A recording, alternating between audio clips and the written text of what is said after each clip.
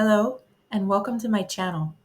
I'm glad that you're here, and I just want you to know that this channel is about evolving and exploring how to become a better version of myself and sharing what I learn and what I realize with others in hopes that it will help them too and they can grow faster than me because it's definitely taken me a while. And so the subject is people pleasing and potential reasons why you might be a people pleaser. Have you ever wondered why you're a people pleaser?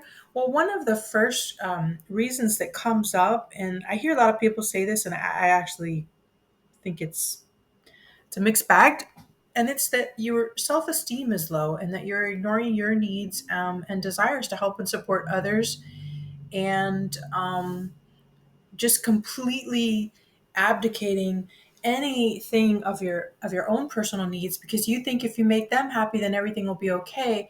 And so while that's considered a self-esteem issue by some, I actually think um it's more of a fear thing, I think, because you're afraid to make them angry or you're afraid you'll get angry and blow up. Anyway, that's what comes up for me. So I wonder if that's related to you.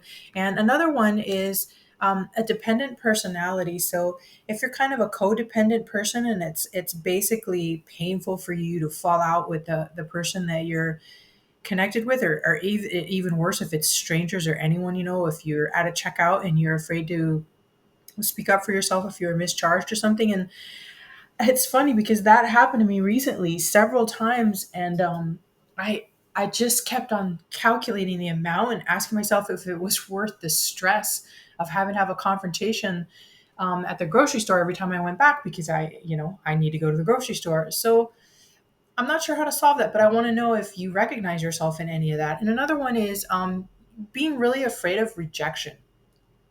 I think that's fairly common, but obviously things like this stunt our growth. And that's the whole reason why I've created this channel, Hunting the Silver Lining. So we're going to look at the sort of dysfunctional or unhappy elements of ourselves or myself and share with you and see what we can do to make that better. And hopefully create a community of support that is effective in helping us evolve in such a way that we feel stronger and stronger together as a community, if that happens, God willing, and also as an individual. Because I noticed as I've been working on myself lately, the reason why I felt capable to even start this is because I actually felt more confident lately based on just realizing that I had these intense people pleaser tendencies that I didn't realize I had, and that maybe my reasons for having that aren't exactly in alignment symmetrically with everyone else. But I think we can all relate to this at a certain level. Those of us who are really good hearted and we just want to make people happy because it's honestly just lovely when everyone's happy. But that's not the reality across the board. So wanting to evolve into have a stronger ability to be balanced when it's not going great. Okay, and so which leads me to the next one is perfectionistic tendencies, and that's definitely me. I don't consider myself a perfectionist because I think I haven't achieved perfection. So how could I be a perfectionist? Like, is that like cyclical, circular, snake eating its tail type of logic for me? That I don't. I'm not quite sure why I'm like that, but I have that tendency. And if you have it, um, I don't know if we can find a way. One of the things I say to myself when I start getting like I want everything perfect, and I know most people have heard this before, but getting it done is better than getting it perfect, which is the whole reason why I started this channel, was because I was thinking about it actually for years, and I thought everything had to be perfect, and I was like, if I don't start now, like I'm almost 50 years old, if I don't start now, like when?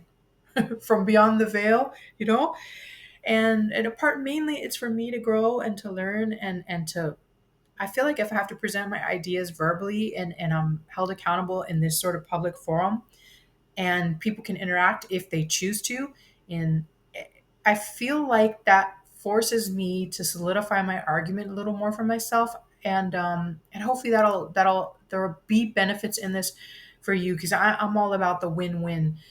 And I know, oh, we're talking about people pleasers, and I said win-win, but I really like if we can hold our own without harming others. Wouldn't that be lovely? And so, holding our own, which leads to the next one, which is, how's your self identity? Do you have one? Like, do you even know what you like and what you want? Because I was pretty shocked recently when I took a sabbatical and I separated myself completely. I traveled thousands of miles to stay alone somewhere to just to get a break. And I was extremely exhausted and stressed out, and I was living in a very busy environment, we'll say. And so, what I realized, and this really shocked me, it's very simple, but it was very shocking. I realized when it was time to go to the grocery store or, order a takeout or pick a restaurant or even, just decide what I actually felt like eating, like what did I want to eat? And I didn't have the answer.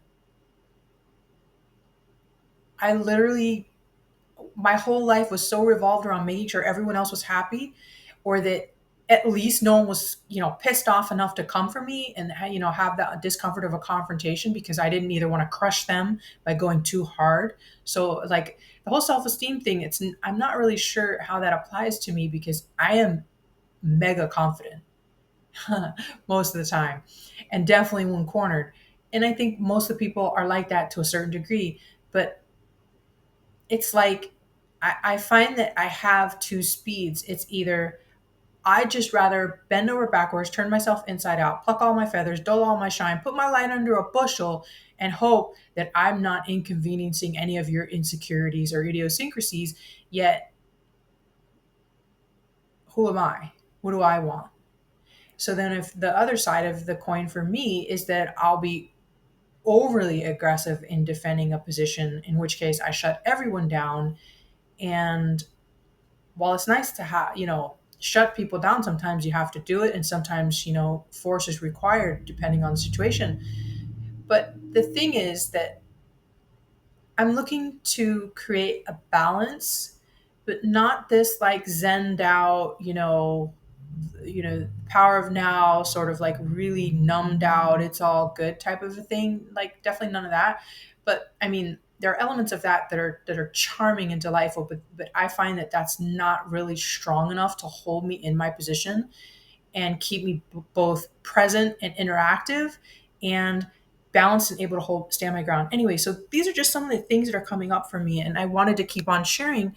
Another one, and this is a pretty uncomfortable one, but this is were you raised in an unhealthy environment? And this article I'm referring to, it says a great deal of a person's personality is, developed in childhood and adolescence, which we all know. And unfortunately for me, I don't know about other people, but I didn't grow up in a perfect household. I did not have a perfect mother or a perfect father.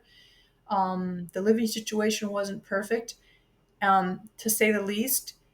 And I think that for the first time in my life, I'm really looking. I always thought that was just something to be overcome because I didn't want to address it and it wasn't allowed to be addressed, which cycles back into how you become a people pleaser, how I specifically became one. And I think a lot of people is just really having extremely aggressively overbearing parents. And obviously, I have elements of that in my personality, which I find useful to defend myself when cornered.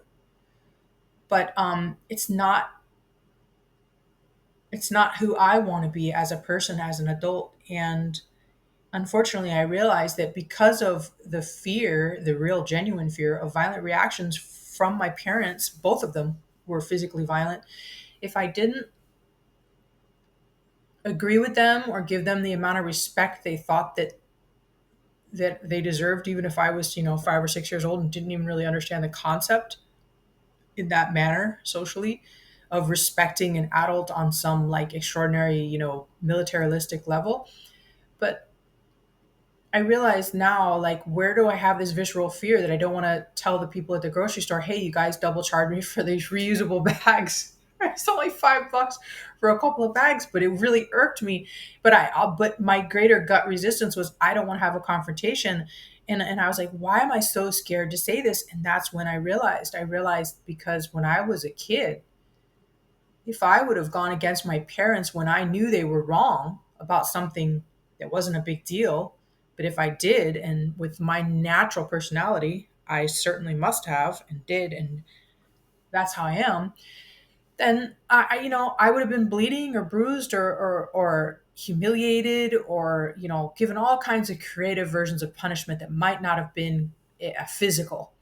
So I realized, wow, that's where this is coming from, and it's taken me this long. And I think that a lot of people from my generation, and certainly before mine, because I'm almost 50, as I mentioned, is we weren't allowed to address and acknowledge our emotions. But then the pendulum swung so very, very far with consequent generations, where I think you guys went way too into your emotions, and that handicapped you. So the thing here, my goal is to figure out, who am I in terms of functionality. So what I mean by that is, okay, if I'm a people pleaser, is that accurate? Yes, let's say that's accurate. Where does that come from? Okay, a trauma from childhood, being, physically assaulted for disagreeing with my parents, out loud at the dinner table, for example, which is many, many times stuff like that happen.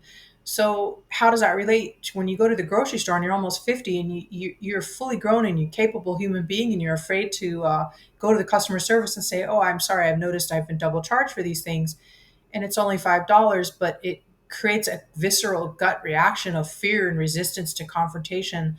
And so I just want to explore really what things are first, which is what I've just done, because eventually we want to get to the place. I want to get to the place. I want to help other people. Like, I feel like another element for me, which is certainly intertwined with this and all things, but I don't know about other people, but I don't have a strong enough sense of purpose and meaning at this specific time in my life.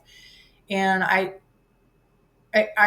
even if I sat and did nothing like that, that I would just get depressed. That doesn't really work for me. I need to be achieving something, but even if that achievement no one knows but me, like no one will see this video but me, hypothetically. And but the sense of accomplishment helps provide ballast for me when I'm not feeling strong and I'm in the people pleaser, scared of confrontation mode. And so I wanted to explore this, but also give one small tool that I noticed really, really works for me is this: getting a sense of purpose and a sense of accomplishment that's in alignment with the purpose. So if my purpose is to figure this out for myself and become strong and be able to stand my ground without being overbearing, over aggressive or overbearing where is unnecessary, but also not letting people push me around, and really knowing who I am through that whole cycle of the up and down of having a confrontation or a disappointment about something, you're being overcharged, or someone's disrespecting you, in a social setting, and you need to kind of say something, but you don't want to go too hard, right? But then if you stay quiet, you lose all your power. And so the purpose for me is to really define these things and flesh out exactly a clarity on what it is, and then line it up into a symmetry so that it begins to make sense where I was as a child, where I've been, where I am now, where I want to go, and then to build where I want to go symmetrically with that, in terms of purpose and meaning, by little teeny tiny accomplishments, like Kaizen, with the Japanese business concept of little by little, each day, teeny tiny improvements to make a huge improvement over the long run. So I want to leave you with that. And I want to say thank you, thank you, thank you so much for just being here and still trying to figure it out with me and with yourself. And I wish you all the best. I thank you so, so very much. And hopefully, purpose and meaning, and the satisfaction of a little bit of accomplishment, and beginning that step by step with a tiny bit of the Japanese business concept of Kaizen, little by little, tiny continuous improvements for a really awesome improvement in the long run. Thank you so much. I wish you all the best. See you later.